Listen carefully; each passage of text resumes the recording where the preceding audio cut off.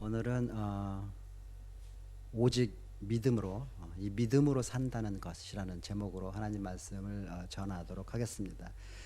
사랑하는 여러분, 사람들이 참 교만하고 어리석은 것 같습니다. 어저께 제가 뉴스를 봤는데 이렇게 사람들이 교만하고 어리석은 게 나이가 젊을수록 더 그런 것 같아요.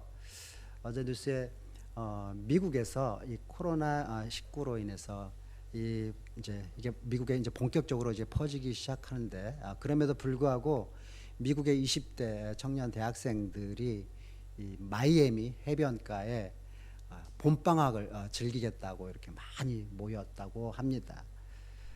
왜 미국의 젊은이들이 이렇게 겁도 없이 이랬을까요?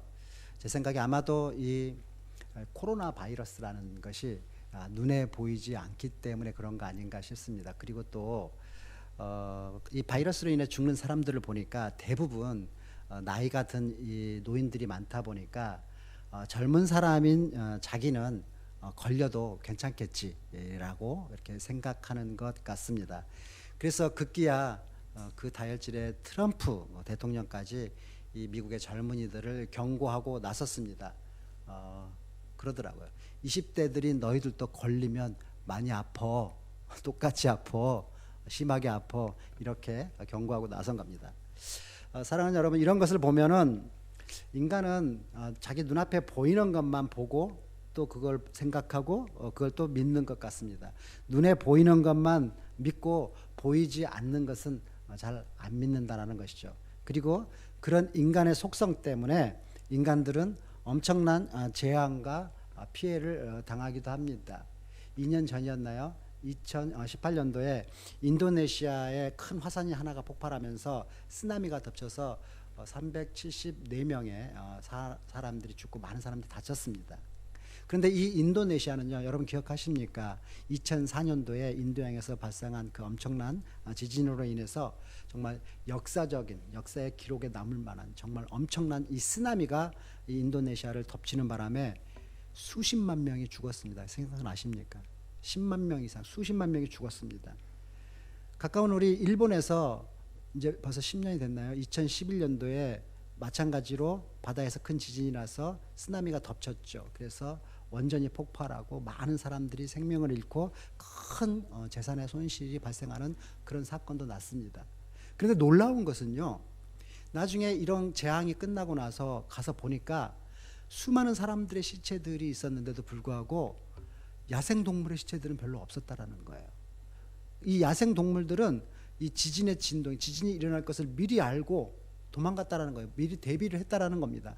그러니까 여러분, 사람들이 지혜가 똑똑하고 뭐 이렇게 지혜로운 것 같아도 이게 우리가 짐승보다 못하는 점도 있다라는 거예요. 쥐 같은 동물이나 새 같은 이런 미문들도 지진이 나기 전에 미리 알고 그 자리를 피해 도망갔는데, 사람은 오직 이 사람들만 자기 눈앞에 지금 보이는 이거 믿고 있다가 큰 재앙을 당하고 멸망을 당한다라는 것입니다. 사랑하는 여러분, 오늘 본문 말씀이 바로 그런 이야기입니다. 사람들은 모두가 다 무엇인가를 근거로 해서 나름대로 판단하고 행동하고 이렇게 살아가는데, 그 모든 판단과 생각의 기초가 되는 것이 무엇이냐라는 것에 관한 내용입니다. 지금 앞에서 말씀드린 것처럼 사람들의 판단의 기초는 대개 눈에 보이는, 자기 눈에 보이는 것들입니다. 그러니까 눈에 보이지 않는 것은 잘 믿으려고 하지 않는다라는 말씀입니다. 그러나 오늘 본문 말씀은 우리 인생에 있어서 정말 진짜로 중요한 이 핵심은 눈에 보이는 것이 아니라 눈에 보이지 않는 것에 있다라는 것을 가르쳐 줍니다. 사랑하는 여러분, 오늘 본문 말씀은 성경 말씀 중에서 가장 철학적인 구절이 아닐까 싶습니다. 저는 개인적으로 이 말씀은 성경 말씀 중에서 가장 멋진 구절 중 하나라고 꼽습니다.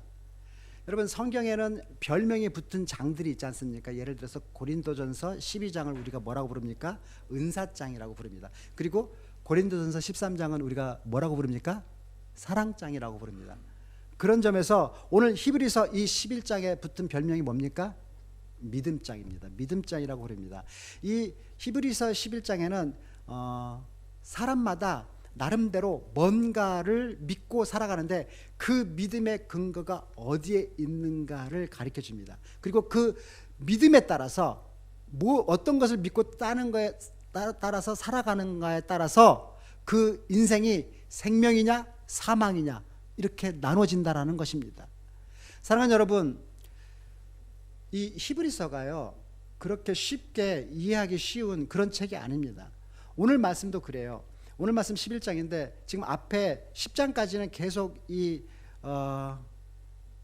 제사에 관한 얘기가 쭉 나옵니다. 근데 제사에 관한 얘기가 쭉 나오다 갑자기 11장에 들어오면서 믿음에 대한 이야기가 갑자기 탁 등장합니다. 그래서 독자들은 왜 갑자기 믿음에 대해서 이야기하는지 의문을 가질 수가 있습니다. 그런데 여러분 왜 이렇게 되냐면은 구약에서는 이 제사라는 것이 따로 독립적인 어떤 의미를 가지는 것이 아니라 제사 그 자체가 믿음의 한 부분이었기 때문입니다. 이스라엘 백성들이 하나님 앞에 죄를 지었을 때 제사 행위 자체가 제사 행위를 했다고 해서 그 죄가 씻어지는 것이 아니라는 것을 가르쳐 주는 거예요. 제사를 지냈다고 해서, 즉 다시 말해서 요즘식으로 말씀드리자면은 예배를 드린다고 해서, 우리가 이렇게 예배를 드렸다고 해서 죄 사함을 받고 구원을 받는 게 아니라는 말씀입니다. 그럼 구약에서는 어떻게 죄를 지은 사람들이 죄 사함을 받았습니까? 구약에서는 제사를 지내는 사람이 하나님 앞에 자기 죄를 가지고 와서 자복하면서, 그래서 그 죄를 짐승에게 전가시켜서 그 짐승을 죽여서 피를 뿌릴 때 하나님이 그 믿음을 보시고 죄를 사해 주셨습니다. 다시 말해서 자기 죄를 전가시킨 이 짐승의 목을 따서 피를 뿌려야지 죄 사함을 받는다라고 믿는 그 믿음을 보시고 죄를 사해 주셨다라는 것입니다. 그런데 여러분도 아시다시피 구약의 제사는 임시적이고 일시적이었어요. 영원한 죄사함이 아니었어요. 그래서 매번 죄를 지을 때마다 그 짐승의 피를 뿌리는 그런 제사를 드려야만 했습니다. 그러나 예수님이 오시고 난 이 신약 시대에 와서는 상황이 완전히 바뀝니다. 예수님이 치르신 이 십자가의 제사가 너무나 강력했고 너무나 완벽했기 때문에 구약의 피의 제사는 이제 완전히 종결된 것입니다. 더 이상 짐승의 피를 뿌리지 않아도 된 것입니다. 그런데 이 예수 그리스도의 제사, 이 제사의 핵심 역시 믿음입니다. 사랑하는 여러분, 우리 모두는 전부 다 예수님이 십자가 위에서 죽으심으로 우리가 지은 이 모든 죄값이 완벽하게 완불되었습니다. 그래서 우리는 그 예수 그리스도의 보혈의 공로를 믿는 것이 우리가 드리는 이 예배의 핵심이 되어야 한다라는 것입니다. 예수님의 보혈로 하나님께서 우리 죄를 용서하셨고 우리가 구원을 받았다라는 것을 믿는 거예요. 그게 신약시대 예배의 핵심입니다. 믿음으로 죄 사함을 받고 구원을 받는 것입니다. 그런데 여러분, 많은 성도들이 오늘날 예수 믿는 많은 성도들이 오랫동안 교회를 다녔어도 이 구원론에 대한 확신이 없기 때문에, 이 구원론이 확실하지 않기 때문에 소위 말해서 이단인 이 구원파들에게 쉽게 당하기도 하는 거예요. 구원파들이 보통 예수 믿는 우리 성도들을 공격하는 질문이 뭐라 그럽니까? 걔네들이, 그 사람들이 뭐라 그럽니까? 처음에 첫 질문이 이겁니다. 오늘 당장 지금 이 순간에 죽고 세상을 떠나면 천국에 들어갈 확신이 있습니까?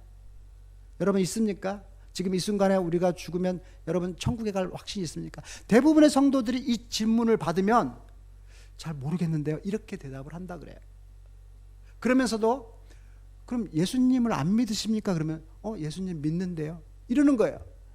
사랑하는 여러분, 왜 예수를 믿는 성도가 이렇게 구원의 확신이 없는 것입니까? 그 이유는요, 자기가 예수를 믿기는 믿는데 예수를 믿는 것 이외에 뭔가를 해야지 구원을 받을 수 있다라고 생각하기 때문이에요. 그리고 그 뭔가가 성경에 있는 말씀대로 하는 것인데 그 뭔가를 하는 거에 자신이 없는 거예요. 우리가 악한 마귀가 공중 권세를 잡고 있는 이 세상에서 성경 말씀대로 살지 못하니까 자신이 없는 거예요.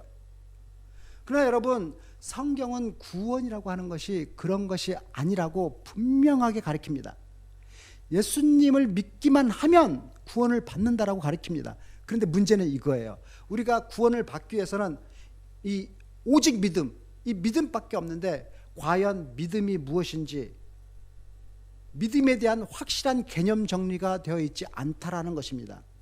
그래서 우리가 1월달, 2월달 복음의 기초를 다진 것처럼 이 믿음의 기초를 다지는 것이 우리 신앙생활에 있어서 너무너무 중요합니다.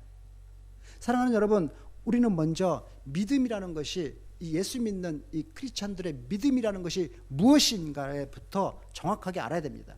왜냐하면 믿는 성도들이 이 믿음이라는 말을 잘못 사용할 때가 너무나 많기 때문이에요.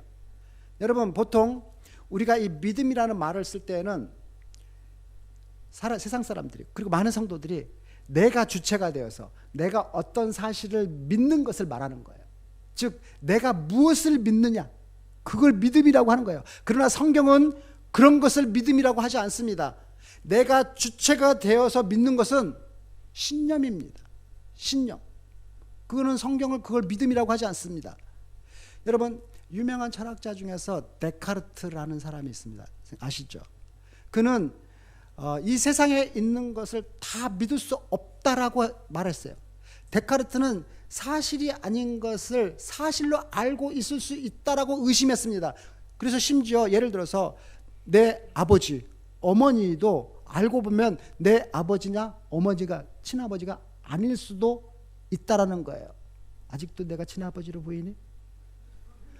데카르트는 그렇게 의심했어요. 그런데 데카르트가 이렇게 모든 것을 의심하고 또 의심하다가 의심을 했는데 결국 한 가지만큼은 의심할 수 없다라는 것을 깨달았어요. 그것이 바로 나는 생각한다, 고로 나는 존재한다예요. 다 아시죠? 이 말씀이 너무너무 유명해서 어렸을 때 이 말을 가지고 말장난을 했던 기억들 누구나 다 한 번쯤은 가지고 있을 겁니까? 예를 들어서 어떤 것입니까? 나는 사랑한다, 고로 존재한다. 나는 배고프다, 고로 존재한다. 뭐 이런 말장난들 다들 한 번 정도는 해보셨을 것입니다. 사랑하는 여러분, 그런데 그렇게 믿는 거, 그렇게 하는 것이 자기 자신을 믿는 겁니다. 그건요, 신념이라는 거예요. 성경에서 말하는 믿음은 그런 믿음이 아닙니다. 성경에서 말하는 믿음은 어떤 거냐면요, 자기 자신을 믿을 수가 없어서, 내 자신을 나도 믿을 수가 없어서, 그래서 나 자신을 다른 사람에게 온전히 맡기는 것을 믿음이라고 그러는 거예요. 예를 들어서 이런 거죠. 어떤 사람이 심한 병에 걸려서 수술을 받아야 될 때 자신을 완전히 자기에게 수술할 의사에게 맡기는 거예요. 자기 몸을 맡기는 거예요. 그게 믿음이라는 말씀입니다. 여러분, 마취를하고 전혀 의식이 없는 상태에서 의사가 자기 몸을 어떻게 할지 몰라가지고 자기 자신을 못 맡기면은 결코 고침을 받을 수가 없습니다. 그렇죠? 의사가 마음대로 자기 몸을 수술할 수 있도록 자신을 내어줄 수 있는 것, 그게 믿음이라는 것입니다. 성경이 말하는 믿음이라는 것입니다. 또 예를 들어볼까요? 요즘 음주운전 때문에 사회적으로 문제가 많은데요, 술에 취한 사람이 자기 차를 직접 운전할 수가 없으니까 어떡합니까? 대리운전을 부르지 않습니까? 그래서 대리운전사에게 자기 차의 운전대를 맡겨둔 것, 그게 성경이 말하는, 비유적으로 말하는 믿음이 그런 거라는 거예요. 요즘 그래서 회사들도 오너가 자기보다 더 회사를 잘 운영할 수 있는 그런 전문 경영인에게 회사를 맡기지 않습니까? 믿음으로. 그게 믿음이라는 거예요. 이처럼 믿음이라는 것은 자기 자신을 믿을 수가 없기 때문에 그래서 온전히 맡겨드리는 것, 믿음이란 그래서 온전히 기대는 거예요. 의탁하는 거예요. 하나님께 자기 인생을 완전히 의탁하는 것이 믿음이라는 말씀입니다. 오늘 본문 말씀은 우리에게 그 믿음에 대해서, 바로 그 믿음에 대해서 정말 놀라운 사실을 말해주고 있습니다. 본문 1절에서 3절까지 우리 다 같이 한번 큰 목소리로 같이 다시 한번 읽어보겠습니다. 믿음은 바라는 것이, 시작. 믿음은 바라는 것들의 실상이요 보이지 않는 것들의 증거니 선진들이 이로써 증거를 얻었느니라. 믿음으로 모든 세계가 하나님의 말씀으로 지어진 줄 우리가 아나니 보이는 것은 나타난 것으로 말미암아 된 것이 아니라.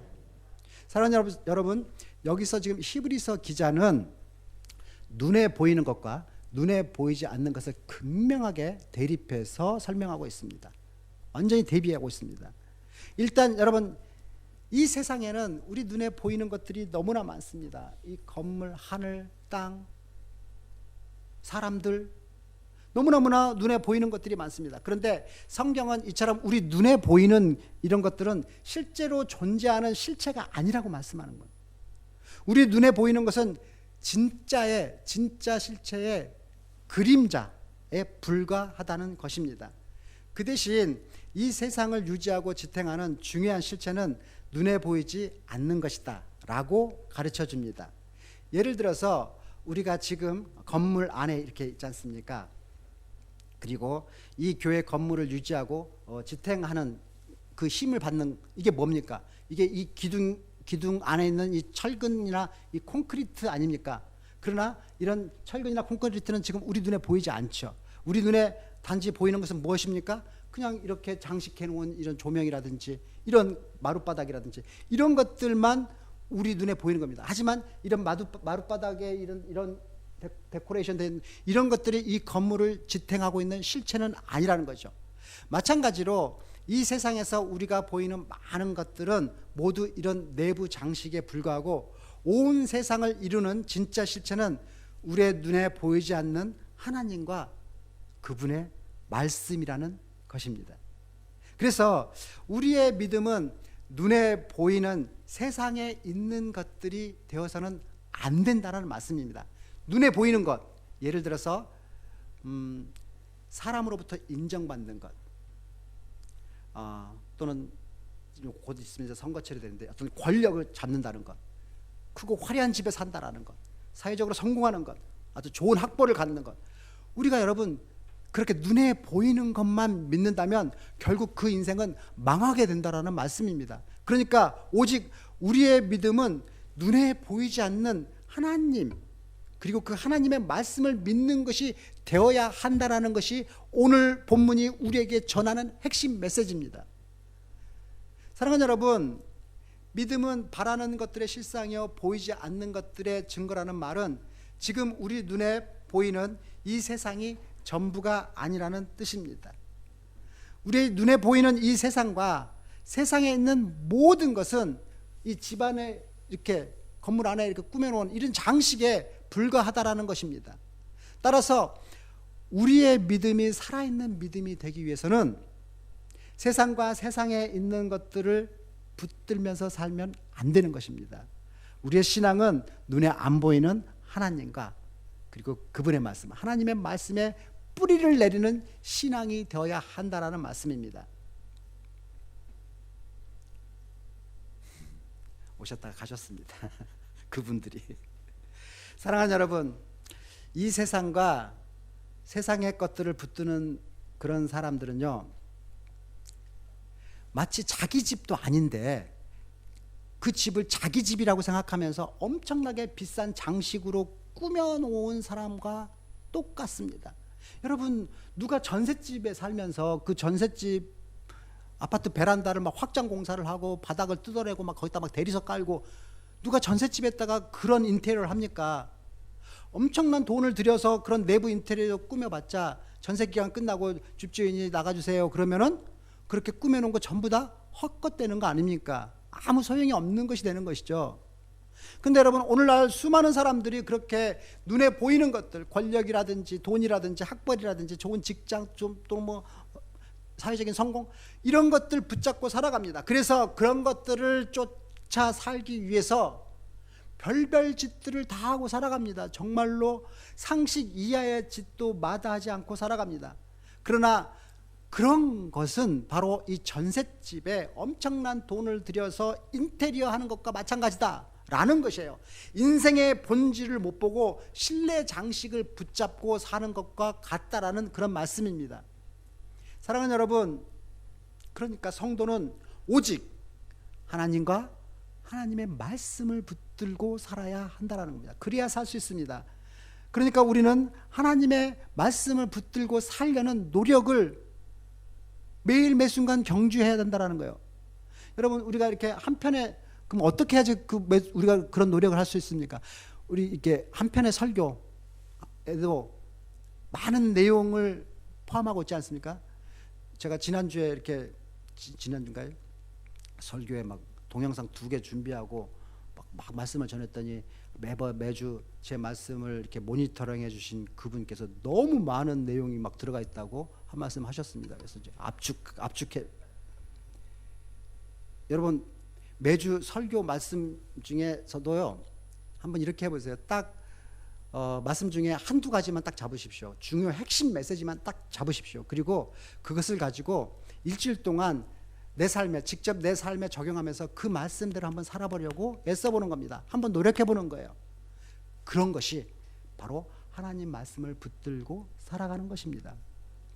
근데 여러분, 제가 이렇게 말씀을 드리면, 하나님 앞에서 죄를 용서받고 축복된 삶을 살기 위해서는 오직 믿음만 있으면 되는구나, 다른 건 안 해도 되는구나, 믿음만 있으면 되는구나 라고 생각하기 쉬운데, 절대로 그런 말은 아닙니다.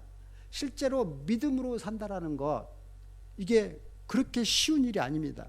사랑하는 여러분, 우리가 믿음으로 사는 게 쉽지 않고 어려운 이유는 크게 2가지 때문이에요. 첫 번째가 뭐냐면요, 우리의 이 믿음의 대상인 하나님이 눈에 안 보이기 때문인 겁니다. 세상에 있는 다른 모든 것들 다 눈에 보이는데 하나님과 하나님의 말씀은 눈에 보이지 않는 거예요. 눈에 안 보이는 것, 그거를 믿으려고 하니까 이게 힘든 거예요. 여러분, 우리가 교회에서 흔히 하는 말이 이런 말 중에 있잖아요. 새신자가 이렇게 처음 교회에 오신 분들, 신앙생활 열심히 하려고 하는 분들 보면은 이렇게 우리가 조언을 해주지 않습니까? 충고해 주지 않습니까? 교회에 와서요, 사람 보지 마세요. 하나님만 보시고 신앙생활 하세요. 사람 보면 실망하니까 하나님만 보고 신앙생활 하세요. 사랑하는 여러분, 이 말씀이요, 이 말이 완전히 틀리지는 않지만 그렇다고 해서 딱 맞는 말도 아니에요. 사실 여러분, 우리가 제대로 된 성도라면은, 우리가 제대로 된 교회라면은 이렇게 말을 해야 되는 거예요. 예수님, 주님을 보고 싶으십니까? 그렇다면 우리를 보십시오. 우리 교회를 보십시오. 그러면 예수님을 볼 수 있습니다. 주님을 보실 수 있습니다. 이렇게 말해야 돼. 이게 교만해가지고, 우리가 교만해서 하는 말이 아니라, 여러분 생각해 보세요. 성도들이 모여서 만든 이 교회, 예수 믿는 성도들이 모인 이 교회가 주님의 몸이라면 주님이 보여야죠. 우리를 보고. 보이지 않으시는 주님을 볼 수 있게 해주는 것이 우리가 모인 교회가 되어야 한다는 그런 말씀입니다. 여러분, 우리가 또 이렇게 믿음으로 사는 게 힘든 또 다른 이유가 하나 있습니다. 그게 또 뭐냐면요, 다른 사람들이 우리의 믿음을 쉽게 인정해 주지 않는다는 거예요. 오히려 예수 믿는 우리들을 향해서 바보 같다라는 둥, 미쳤다는 둥, 자기만 잘난 척하는다는 둥, 이렇게 하면서 미워하고 박해하지 않습니까? 그래서 우리는 이 세상에서 정말로 믿음으로 살아가기가 참 힘듭니다. 굉장히 어렵습니다. 그러나 오늘 성경 본문은요, 그러한 우리들에게 믿음으로 살았던 2 사람을 우리에게 소개하면서 우리에게 힘내라고, 신앙생활 똑바로 하라고, 믿음으로 열심히 하라고 이렇게 힘을 북돋아 줍니다. 오늘 본문이 소개하고 있는 이 아벨과 에녹은 다른 사람들과 달리 하나님과 하나님의 말씀을 정말로 믿고 살았던 사람입니다. 먼저 우리 본문 4절에 나오는 아벨을 한번 살펴보겠습니다. 우리 4절에 뭐라고 되어 있습니까? 믿음으로 아벨은 가인보다 더 나은 제사를 하나님께 드림으로 의로운 자라 하시는 증거를 얻었으니 하나님의 그 예물에 대하여 증언하심이라. 그가 죽었으나 그 믿음으로써 지금도 말하느니라. 여러분, 우리는 이 아벨이 무엇을 믿었는지 정확히 알 수는 없습니다. 하지만 한 가지 분명히 우리가 알 수 있는 게 있어요. 그 뭐냐면은 아벨이 하나님의 말씀을 믿었다는 사실입니다. 아벨은 눈에 보이지 않는 하나님의 말씀을 믿었기 때문에 가인과는 다른 제사를 드렸고, 그것 때문에 가인으로부터 미움을 받아서 죽임을 당했습니다. 어떤 목사님들이 가인과 아벨의 이 제사를 놓고, 가인은 하나님께 인색한 마음으로 예물을 드렸고 아벨은 풍성한 마음으로 드렸기 때문에, 식물은 좀 인색하잖아요, 싸잖아요. 근데 고기는 비싸잖아요, 한 덩어리. 그래서 이렇게 드렸기 때문에 하나님께서 아벨의 것을 받은 것이다, 이렇게 말하기도 합니다. 또 어떤 사람은 분명히 농담이겠죠. 웃으라고 우스갯소리로 그렇게 설교를 했겠죠. 하나님이 채식보다는 육식을 좋아하셔서 그래서 곡식을 바친 이 가인의 제사는 안 받으시고 이 맛있는 고기를 바친 이 아벨의 제사는 받으신 것이다, 이렇게 말하기도 합니다. 여러분, 대한민국 육식 홍보대사, 이 한우국 홍보대사, 한동국 홍보대사인 제가 이런 해석 얼마나 좋아하겠습니까? 하지만 여러분, 그런 건 절대로 아닙니다. 사랑하는 여러분, 우리가 이 아벨과 가인의 제사에 대해서는 정확히 알 수 없으나 우리가 한 가지 분명한 게 있어요. 뭐냐면은 하나님께 드리는 이 제사는, 하나님께 우리가 드리는 예배는 결코 자기가 원하는 방식으로 드려서는 안 된다는 사실입니다. 여러분, 가인은요 자기 방식대로 제사를 드렸고요, 아벨은 하나님이 원하는 방식대로 제사를 드린 거예요. 무엇을 드렸느냐, 곡식을 드렸느냐, 고기를 드렸느냐, 이게 중요한 게 아니라는 말씀입니다. 어떤 믿음으로, 어떤 마음으로 드렸느냐가 더 중요하다라는 말씀입니다. 많은 사람들이 여러분, 하나님께 예배를 드릴 때 자기 안의 생각, 내 생각, 나의 감정, 이런 걸 가지고 예배의 자리로 나오고, 또는 자기의 열정만 가지고 나의 열정을 드리면 된다라고 생각합니다. 불교나 천주교가 그렇게 예배를 드리지 않습니까? 다른 종교들도 마찬가지입니다. 바로 자신이 정성 들여서 비는 이 정성이나 자신의 어떤 종교적인 열심, 이렇게 그거 가지고 예배를 드립니다. 그러나 하나님은 여러분, 그런 예배를 결코 즐겨 하시지 않고 받으시지도 않습니다. 참된 예배는 하나님의 말씀에 대한 반응으로, 하나님의 말씀에 대한 반응으로 나와야 하는 게 참된 예배입니다. 여러분, 한번 생각을 해보세요. 아담과 하와가 에덴 동산에서 이제 죄를 범하고 나서 이제 쫓겨나지 않습니까? 그 쫓겨난 다음에, 에덴 동산에 쫓겨난 다음에 어떻게 살았겠습니까? 아담이 지금 아벨과 가인 낳고 자식들 낳고 말을 해줬을 거 아닙니까? 자식들에게 자기네들이 어떻게 해서 에덴 동산에서 쫓겨나왔는지, 자기들이 죄를 어떻게 지었고 결국 어떻게 해서 쫓겨나왔고, 그런 것들이 너무나 후회가 된다고, 너희들 그렇게 살지 말라고 그렇게 자식들 교육하지 않았겠습니까? 그렇게 얘기해 주지 않았겠습니까? 부모니까. 그렇게 얘기를 하면서도 분명히 이렇게 얘기를 했을 거예요. 하나님은 자기들을 에덴 동산에서 쫓아내시면서도 자기들이 부끄러운 그 수치를 가려주기 위해서 짐승을 죽여서 그 짐승의 가죽을 벗겨가지고 옷을 입혀서 해서 이렇게 주셨다, 이런 말씀도 해주셨을 거 아니에요. 짐승을 죽여서. 여러분, 이게 첫 번째 희생이었어요. 인간의 죄에 대한 첫 번째 희생. 인간의 죄 때문에 짐승이 대신 죽은 것입니다. 바로 이것을 통해서 하나님께 제사를 드리려면 죄를 회개하는 마음으로 자기 죄를 전가받을 수 있는 그런 짐승을 죽여 바쳐야 한다라고 분명히 아담과 하와는 가르쳤을 거고, 아벨과 가인은 배웠을 거예요. 그런데 아벨은 아담을 통해서 들었던 그 말씀을 믿고서, 어떻게 보면은 야만적이고 어떻게 보면 잔인해 보일 수 있고 눈살 찌푸려지는 그런 끔찍한 방법이지만, 짐승을 죽여서 자기가 키웠던 그 짐승 중에서 가장 깨끗한 놈 죽여서 드리는 그 제사, 그 제사를 믿음으로 드렸던 거예요. 그러나 가인은 그걸 무시한 것이죠. 자기가 원하는 방식, 자기가 키웠던 공기 중에서 가장, 자기 생각에 가장 좋은 것을 드리는 방식으로 제사를 드렸던 것입니다. 그리고 그 예배의 결과는 너무너무나 달라졌습니다. 두 인생이 갈라진 거예요. 아벨은 하나님의 응답을 받고 복을 받았지만, 가인은 그 예배를 통해서 천영 은혜를 받지 못했고, 그래서 마음이 강팍해져서 동생을 죽이게 된 거예요. 그러니까 아벨은 믿음으로 제사를 드렸기 때문에 형인 가인에게 미움을 받아서 죽임을 당한 거죠.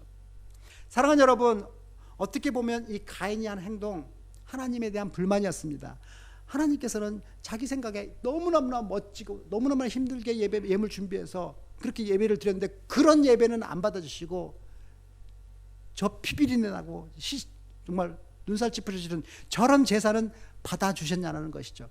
그래서 가인은 분노해서 아벨을 죽인 것입니다. 그런데 성경은요, 그 결과에 대해서 오늘 본문 말씀에서도 분명히 사전에 지금 뭐라 그럽니까? 그가 죽었으나 그 믿음으로써 지금도 말하느니라.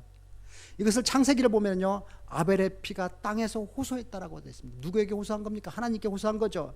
여러분, 그가 죽었으나 말한다라는 말 뜻, 아벨은 비록 죽었지만 하나님 앞에서 지금 살아있다라는 뜻입니다. 아벨은 하나님의 말씀을 믿었기 때문에 죽었지만 영원히 죽지 않는 생명으로 살아있다라는 그런 의미입니다.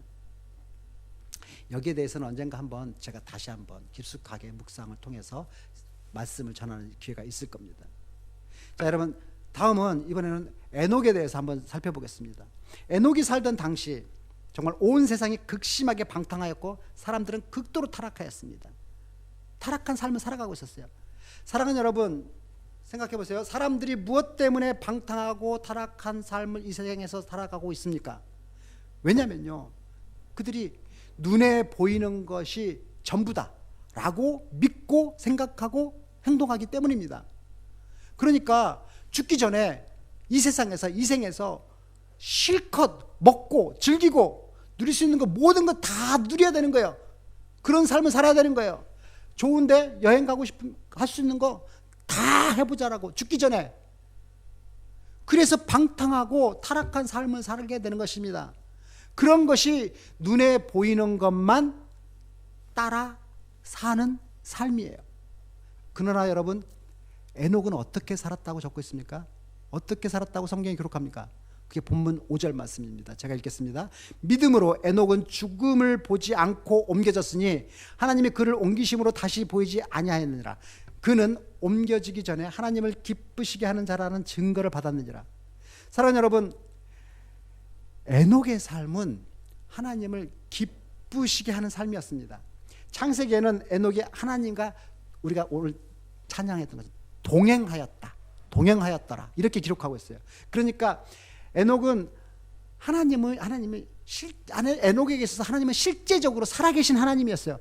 다른 사람에게는 하나님이 머릿속에 존재하는 그런 이론적인 하나님이었지만, 즉 다시 말해서 있어도 그만 없어도 그만인 그런 존재였지만, 에녹에게 하나님은 실제로 살아계신 하나님이셨습니다.